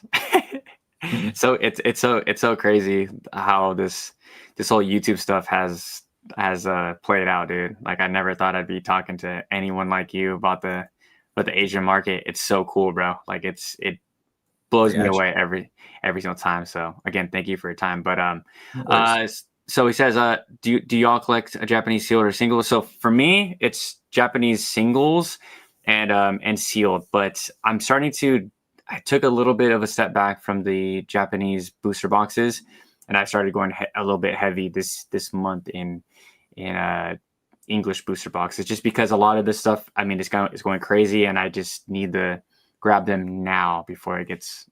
I've seen what happens with all these market watch, all my market watch videos, but hopefully that answered your question. Highway Bando says, "I'm heavy in the Japanese market. I collect for the art." We both can say that the art is just better in Japanese. I understand it's the same card, but just the texturing, bro, is like not even close. Yeah. Jada Fresh says, "So that's why you do singles over sealed." That's why Brandon does singles over sealed. Yeah. I mean, which makes total sense. And don't get me wrong, because I do have sealed in Japanese if it makes sense. Like if it's something that's unique. For example, I mentioned the World Championship boxes that were $15 a piece. Of course, I have 10 of those. Like, those things are tiny for one, and I can fit them in a small little UPS package box. Like, but and also I know the value of what this is going to do later, so it makes sense for me to just have a bunch of those. So if the sealed makes sense, like for example, the recently dropped. Well, it doesn't make sense anymore now that we know that it's coming out in English, but there is a deck box that just released for Mega Evolution, I believe, equivalent in Japanese, where it has a Haunter card that's exclusive and it's not in the set. Turns out in English, we just found out maybe 2 days ago, the exact same card is coming out in English in an exclusive box with that Haunter in there. So it's no longer a play. It would have been a play if the US didn't have it. That's just where you have to know both markets to understand what's of value and what is a better sealed product than the other. Yeah. Another example where you may not get a good deal is getting 25th anniversary Japanese boxes. Because as I mentioned before, all the promos are in Japanese are detached from the actual 25th anniversary box set. Those promos have that 25th anniversary Charizard, Blastoise, Venusaur, any of the kind of that special classic collection. So all you're getting is just repeats of the boring side of 25th anniversary in Japanese. So no, that is not a good investment in sealed.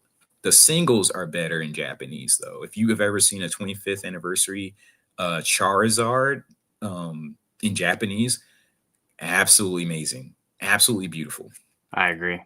I've been so I don't know if you watched the live with Jordan. He was talking about just the speculative plays from English to even simplified Chinese. So we were talking about simplified Chinese, I remember. So I just grabbed a couple of these right here.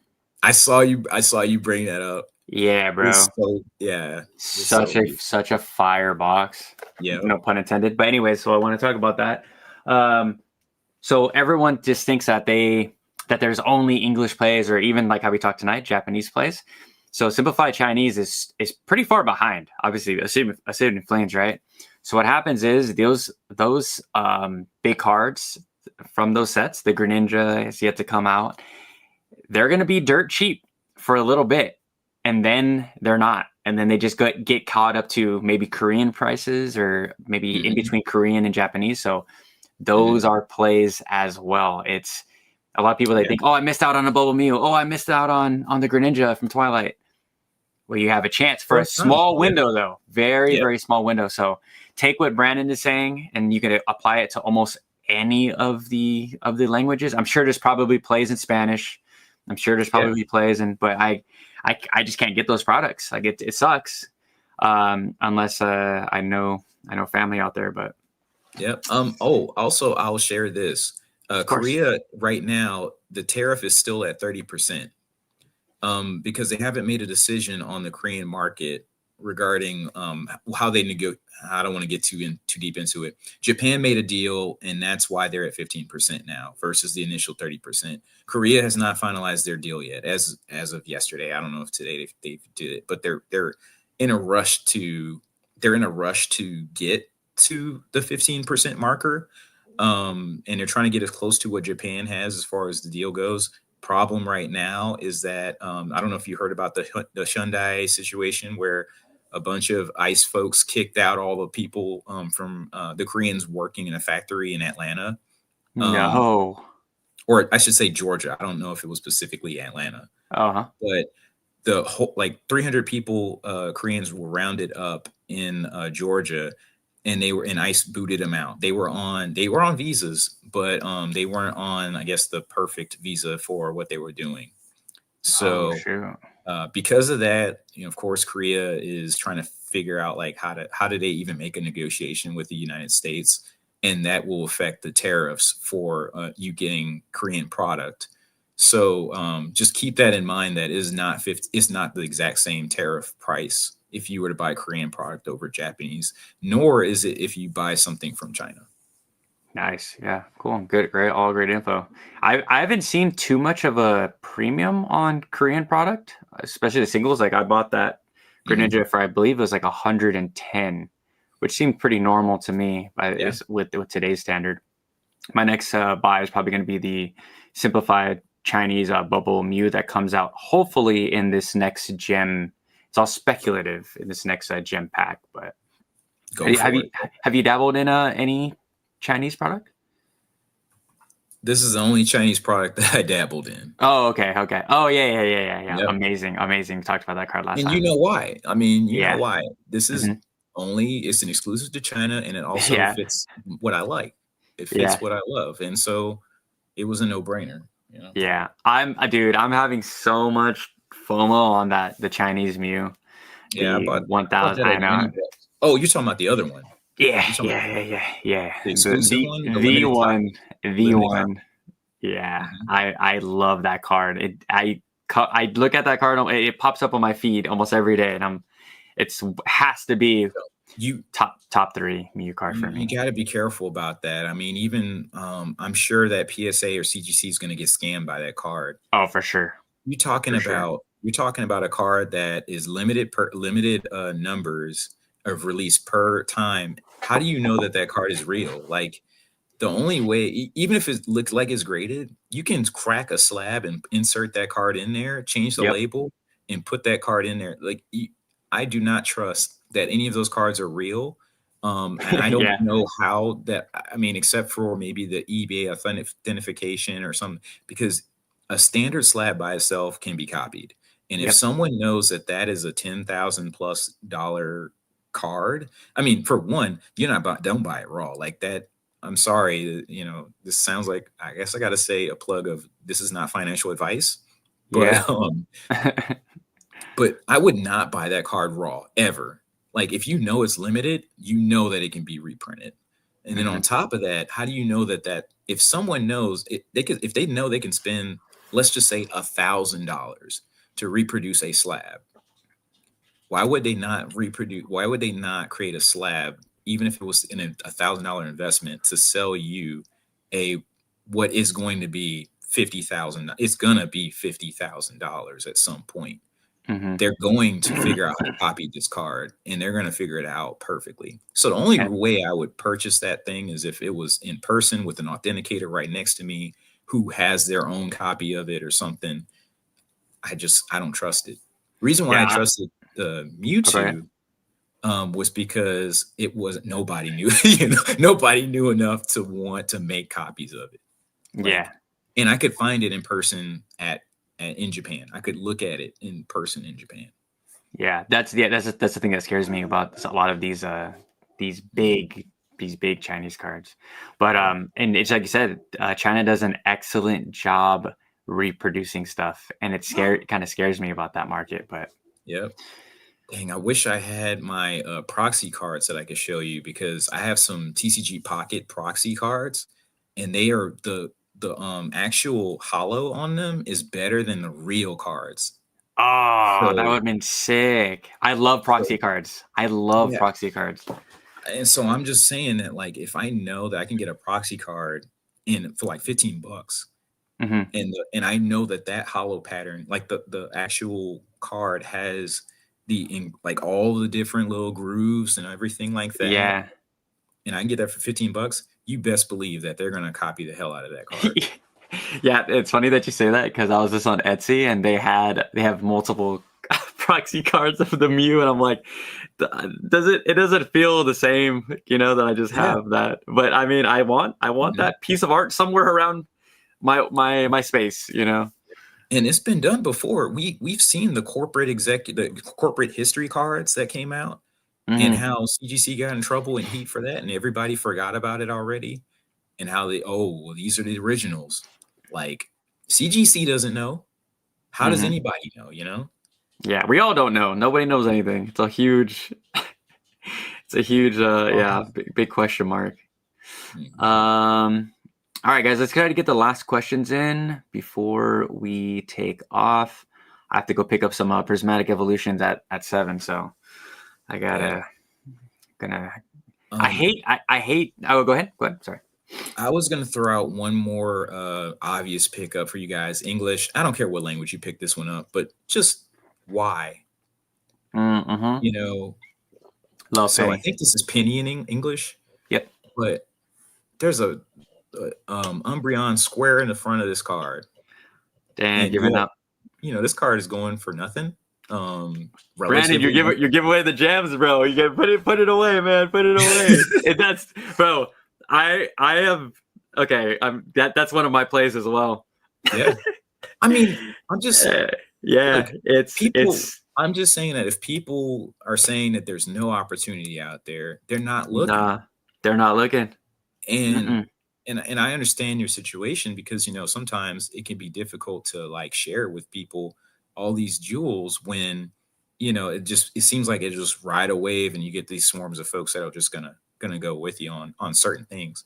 For sure. But I think there's certain price points that people can find, and they just need to open their eyes to them. And someone mentioned that they're not gonna mess with Japanese I think that means that they're going to mess with Terrestrial Festival as well, maybe. Oh, I saw Um, that too. I paused on Japanese sealed minus Trestle Festival. That set um, is going to be huge. I would share on the Japanese Japan perspective on this set. Yes, I got your alarm, but I understand that the US has finally released God packs for this set. But if you look at the actual Master Ball hollows and you look at like the texture on those dang cards, it is absolutely amazing. They spent as much care into those Pokeball hollows, Master Ball hollows, as you would think for a full art, alternate art, whatever. That's crazy. It looks absolutely amazing. So I have a good collection of those. That is something where I think people need to take some time to think about what's inside of that set. Additionally, I would take time to understand that in Japanese, the Umbreon Master Ball is a harder pull than the actual Umbreon full art. You have an easier shot in Japanese of pulling that on Umbreon full art because you're guaranteed a secret rare in a Terrestrial Festival box in Japanese. You're not guaranteed a Master Ball at all in a Japanese box. And also, you can pull the God Pack in Japanese and it'll pull that full art Umbreon. But you can't pull, from what I remember, you can't pull the Master Ball Umbreon from a God Pack. I'm pretty sure it's like that. I think you might get 3 or something cards that are Master Ball or something, but I don't think that's one of them. Yeah, I need to do a quick little research on that. Yeah, but my point is, even if it was 1-for-1 on the your ability to get a God Pack that has that Master Ball, it's still a rarer opportunity because every single card can be a Master Ball hollow, including the items. So it's so rare to get that actual card, and it looks freaking amazing. And I think that that's something that people are just not looking at because they're too busy thinking about the difference between the Moonbreon and a Sunbreon versus thinking about the actual cards in their rarity and their actual like what it means, the story. Yeah, and that kind of, I felt like it kind of wasn't the case in the Sword and Shield era. People were like, yeah, rarity, whatever, it's a low pop, but we're just chasing alternate arts. And I think we kind of had a little lull period in the Scarlet and Violet era, but now I think it's coming back because it really feels like the hot topic this month really is promo cards and like rarity that has like came out of nowhere. So maybe people are starting to really deep dive into the market now that the obvious plays are somewhat gone. But that's a maybe I need to start looking at some of those Master Balls. I don't think I have any. I pulled any of the good Master Balls from any of the Master Ball pulled sets. But all right, guys. We are right at. I just learned about Booger Mew. Is there a Booger Mew? I don't know what that is. I don't know what that is. You just learned about it though. Okay. What? Okay. Let me pull this up right before we go. 118 out of 106 Mew. 118 out of, what was it? 106? 086. Oh, 086. Sorry, I don't have it on the screen. Oh, I mean Solosis. Sorry, let me pull this up. Yeah.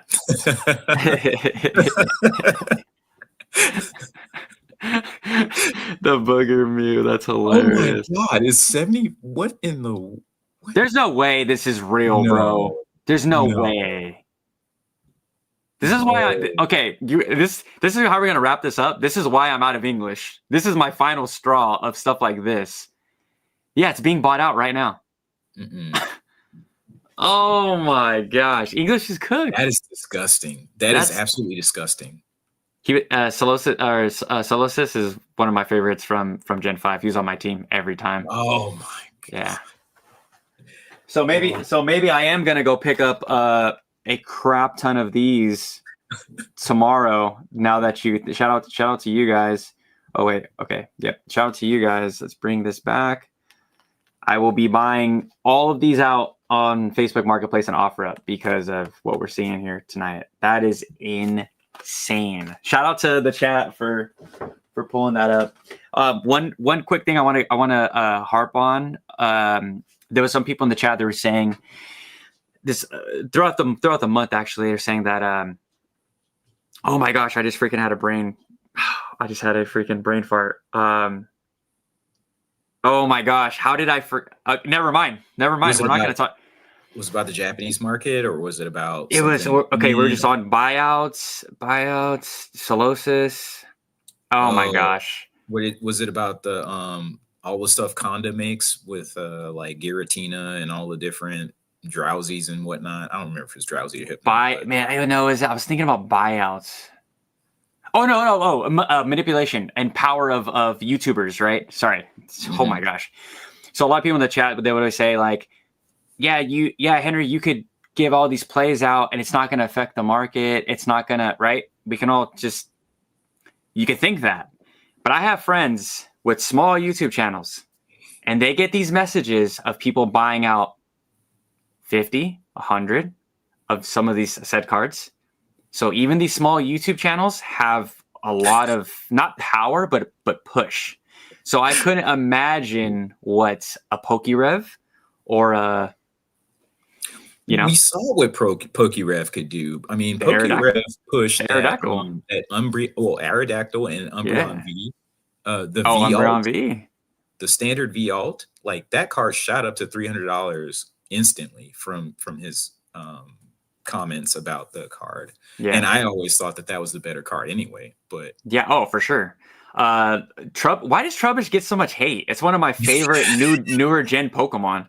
I love Trubbish and Garbodor. Their cards are so good. That Garbodor full SAR is amazing. The colors pop. It's one of the best cards in the era for me. It made my list, so if you guys know, you know. I love Garbodor and Trubbish. I think it's such an interesting design. I get hate for Arculodon too. Like, it's so Japanese, like anime lore from the 90s, you know, like I grew up with Godzilla and obsessed with Japanese, like, dude, I don't know how my dad got like all these Japanese like Godzilla style videos, but that's what I grew up on, is like these random, you know, monsters and bridges and robots and stuff like that. So, but yeah, for sure. I wish I had more time to talk about Godzilla, but we could talk about that next time. Oh, bro, dude, my bedroom, my girl hates it, but I have all the Godzilla movie posters. She actually hung them up for me in our room, so in our bedroom. Nice. Shout out to my girl. But all right, guys, thank you guys so much for being here again. Thank you, Brandon, for coming on the pod, dude. Let's do this again next month if you're down. I love our conversations. They're absolutely great. So again, thank you for your time. I'll say thanks, Henry. Thanks for having me on. Thanks, chat. If you guys have any questions for me, you can see my Instagram handle right there. Feel free to reach out. I'm always happy to answer questions, or I'm happy to, like, if you want to know what are some like behind the curtain things about like what's going on in the Japanese market, I'm happy to share that. Henry knows I'll be looking at his lives and just, you know, hanging out in the chat. I actually, you know, I prefer being in the background more than I do the foreground. But I understand how hard it is to have somebody who knows what's going on the Japan side to be here. So I'm happy to support you because you're genuine in your conversations. You mean what you say in that, like, I can tell that when you're bringing up topics or you're bringing up items that you really do care about, like the market and collecting, and this isn't just a game of like, let me see how much money I can make in 5 minutes type of conversation. Sure. So I appreciate that. Hell yeah, bro. Appreciate that. Real talk. But all right, guys, we're gonna end up here. Peace out. Thank you guys again.